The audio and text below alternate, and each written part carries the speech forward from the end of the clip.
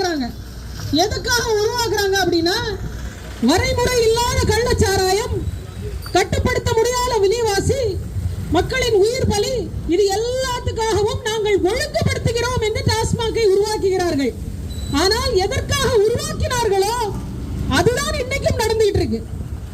அப்ப யார் உண்மையான குற்றவாளி? மக்களா, அரசா?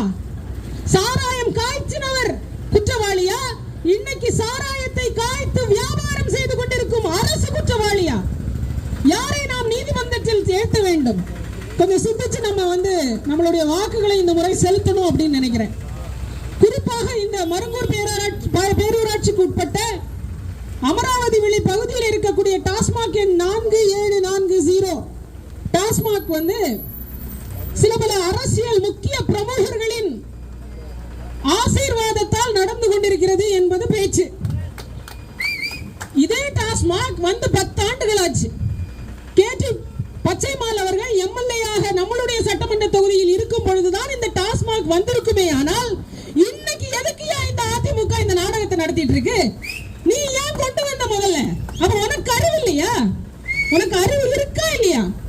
நீங்களே கொண்டு வருவீங்க, நீங்களே நாடகம் போடுவீங்க, நீங்களே போராட்டம் போடுவீங்க, கட்சி காட்சி போராட்டம் நடத்துவீங்க, ஒரு வார டிராமா நடத்துவீங்க. எங்களையெல்லாம் பார்த்தா உங்களுக்கு எப்படி தெரியுது? உங்களுக்கு எல்லாம் எப்படி தெரியுது? ஒரு வாரம் எம்எல்ஏ தளவாய் சுந்தரம் அண்ணனின் தலைமையில் ஒரு வார நாடகம், டாஸ்மாகை மூடும் நாடகம் தான் நிறைவேறியது. நீங்க எம்எல்ஏ இருக்கும் போது தான் கொண்டு வர்றீங்க.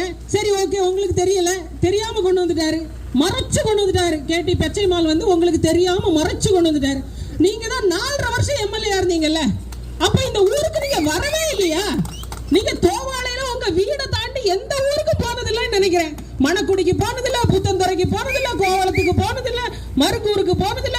சரி, அதை விடுங்கப்பா, நீங்க இந்த சைடு கூட வர வேண்டாம். ஆரல்வாய் மொழி பக்கத்துல ஒரு டாஸ்மாக் இருக்கு, தோரங்காடு பக்கத்துல ஒரு டாஸ்மாக் இருக்கு. இதெல்லாம் தோவாளை ஒன்றியத்துக்கு உட்பட்ட டாஸ்மாக் பகுதி எல்லாம் உங்க கண்ணுக்கு தெரியல. அப்ப எதுக்கு இங்க நின்று இந்த